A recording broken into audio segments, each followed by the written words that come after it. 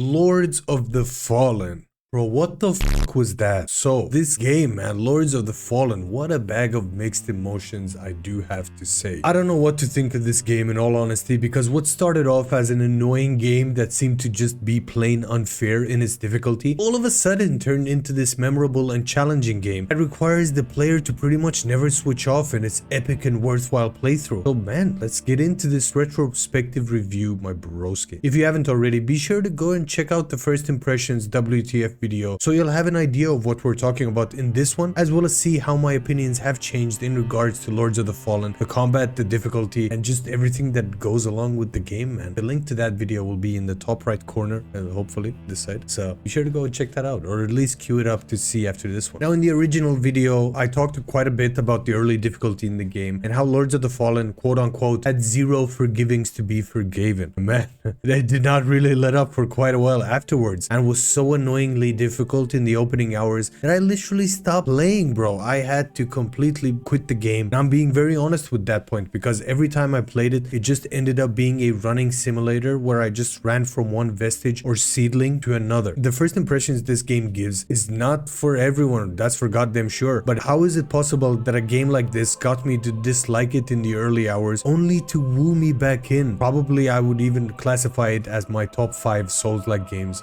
of all time. Like, bro, what the actual fuck is going on here? Well, it all just comes down to the build and leveling up, of course, as you are weak as a freaking twig for the first 10 hours in the game, and any normal mob in the game is strong enough to take you down in like probably 2 hits, if I'm being honest, and every fight is literally you versus 2 to 4 mobs. So I found myself, like I said, being better off just running past them to whatever the next boss is, or wherever the next seedling or vestige was, and then of course struggling with the boss until I learned the mechanics and attack patterns to the point of exhaustion. I think it also was in part just genre fatigue on my behalf, as I was actively playing Lies of P simultaneously to this one, so I tried to play the two kind of similarly. Man, that was a mistake, let me tell you. But I had to literally take a break from this game, reset myself, and come back more open than I was before to what this game is trying to actually teach me and the way it's trying to get me to play it. So I did exactly that and quickly realized that, man, the game is not at all difficult, but I just literally had made every single wrong decision that a person could do in building my character. Like, bro, really?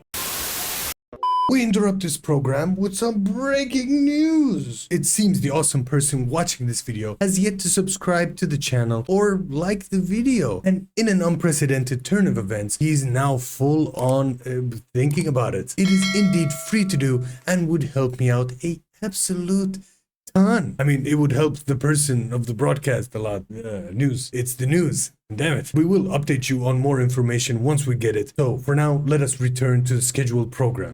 I had dumped everything into vitality and stamina and relied on my ability to pretty much just tank all the attacks and then counter whenever possible, just to find out that, bro, the longer these battles take, the worse it is for you as the player. Having a few health potions to use in the early hours, on top of you not being able to tank all of the physical attack with your shield, is a recipe for disaster and a lot of rage quits, obviously. So I went absolutely balls deep into the forums to first see if people had been as frustrated as I was when playing this game in the early hours, but also, more importantly, if there was a way to respec my character. And lo and behold, there is a, albeit very needlessly complicated, way of respecking your character through an item that you get from only like 3 places in the whole game. So yeah, I did that, and boy oh boy did that change things for me. With my respec character, I went for this wither / potion medium armor build, where I just redistributed my points into stats that boost that playstyle, and man, that was an absolute game changer. All of a sudden, mobs felt way easier to beat, and bosses also didn't require me to go into the sweet depths of insanity. Like, bro, I'm running out of breath just complaining about that because I got PTSD from that shit. Like,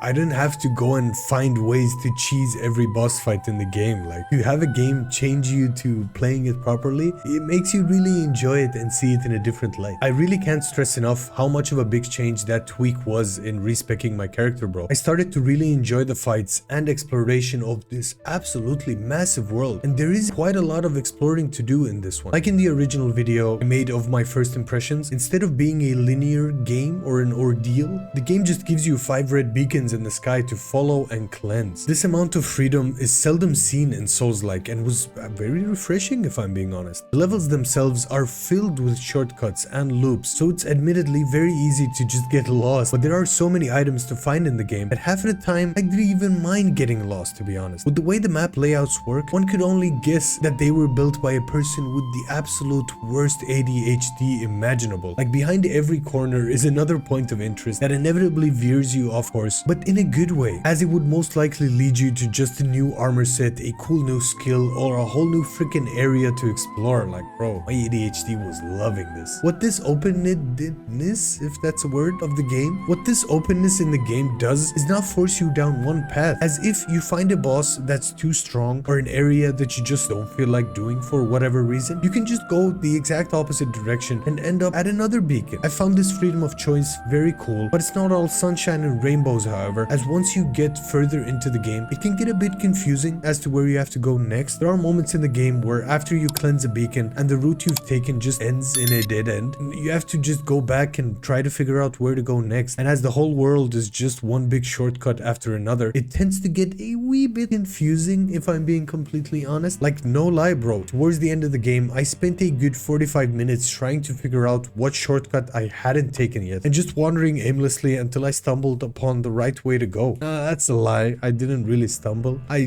texted my brother on WhatsApp and he told me where I needed to go, so I stumbled on WhatsApp. So yeah, thank you, broski. What I did think about a lot during my aimless wandering was just how nice the game looks. Like, damn, how often can one just stop in his tracks and admire the scenery? Like, my PlayStation chat was full of screenshots, just me and my brother just sending screenshots to each other. Like, the change of environments is very nice, with one thing maybe being a bit of a bummer, as there isn't as much enemy variety as I would have personally liked, which brings me to another facet of this game that I found to be very odd, to say the least, and I hope I'm using the word facet correctly there. The amount of boss recycling is just straight up weird. Like, I can't be the only one who thought that. Say you just beat the skin stealer in a fucking epic battle in the small arena, which was extremely small, but it was an epic battle in the catacombs place, and you're done. Like, skin stealer done, dead. Then you go into the next zone, up the elevator, you go and explore. All of a sudden you're fighting the skin stealer again as a regular NPC. Like, I can't be the only one who thinks that's just weird, and it just makes the previous fight just seem weird in comparison. Now, they do have less health when they are roaming the world, so that makes it a bit easier, but again, it does take the epicness out of the earlier boss fight. Now, this isn't for every boss fight, thankfully, but it does happen often enough that you take notice to think, wait, didn't I just beat that guy up a second ago? Now, speaking of recycling, bro, don't even get me started on the last level of the game. Again, this is literally like Lies of P and the last level in that game. It's just basically a boss run at the end. Like, bro, that was just annoying. And of course, in this one as well, it's a lava level filled with the worst mobs you can come across in your playthrough of the game. Now, all of this combat and boss recycling would be a total pain in my ass, but thankfully, at least in my opinion, the combat and variety in combat is just top tier and super nice. I personally love the parry system, all forms of magic, and just the sheer amount of weapons and armor there is in the game. Now, granted, I did end up using just one longsword for a majority of my playthrough because that just fit my playstyle overall. But bro, for those people who like to make specific builds, there is an absolute ton of that to do in Lords of the Fallen. Now, of course, it's not all sunshines and rainbows with combat either, because the camera is sometimes just straight up ass with how some of the boss fights and arenas are laid out. Now, you start to see what I mean when I said I'm just super torn on this game overall, because man, the highs are so high in this game, but the lows, holy shit, the lows can be super fucking low. Another example, bro, the bosses in this game, they're just freaking awesome. The amount of mini bosses and full-on cutscenes and boss fights on top of the epic setting and music is nothing short of epic. But then getting to these bosses can be just a pain in all of the nether regions, broski. I have to say that in all honesty. The mid to late game is just awesome overall with pacing and changes in scenery, but the early game and the super late game bits are just a slog. And I would say about 65 to 70, maybe even 75% of the game is super super enjoyable with the odd areas and enemy placements here and there just causing needless frustration. Now, one could say 35 to 30% bad times doesn't sound like much, but the fact that this 30 and 35% are just super freaking important bits in the game, as they're, like I said, early in the game or just super late in the game, so the learning curve at the start and the slog at the end can be a definite deal breaker for some people, and I do get why people will be turned off by this, definitely, as I'm one of those people, broski. Like I said, I stopped playing altogether for a good few months before coming back into it, but I do have to say, for those who stick with it and play the game through while taking their time to explore and be patient in combat, you will find one hell of an experience. The difficulty seems just right, and the sense of progression is top tier. By the end of the game, you really feel like the Lord himself with your freaking awesome looking gear and your variety in skills. Like I mentioned before, the game looks amazing with its setting and graphics, albeit there are some hiccups in terms of performance, but for the most part, it runs well enough to not impede with the moment-to-moment gameplay. There's a lot to be seen and done in this game with multiple endings and the box standard convoluted side missions that has become a norm in Souls-like games. Like, damn, why can't the game just tell me what to do to complete the side quest? Like, freaking hell, broski. I don't play the game all the time, so I won't, of course, remember what I was supposed to do or what some random NPC told me in a very cryptic way like 10 hours ago. I'm just, oh man. Now I'm just going off track again with a rant that could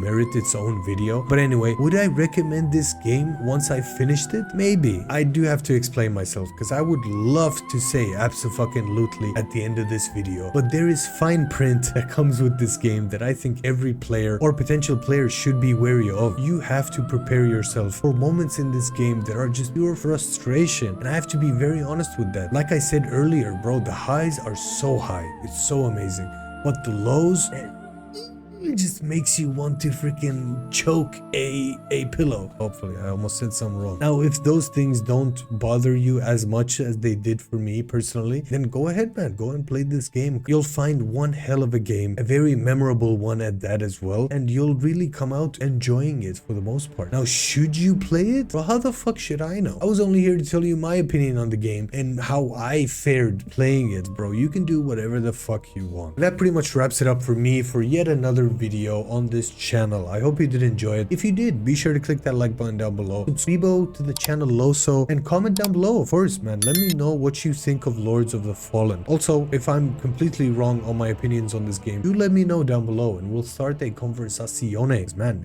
you're just open to comment whatever you want if it's not like overly offensive or just dissing me for no reason, like that one guy who said, bro, I'm just saying bro so much, bro. Also, if you want, comment down below on what games I should cover on this channel in the future, man. I have so many games to play that I'm just doing it based on what I feel like doing. So if you have any specific games that you want me to cover, just post them down below, man. I'm stuttering so much today, absolutely crazy. In any case, I hope you guys enjoyed the video. Hope you have a great day wherever you're from, whichever time of day you watch this at. I've been your broski, and I'll catch you guys in the next upload. Hasta prontissimo.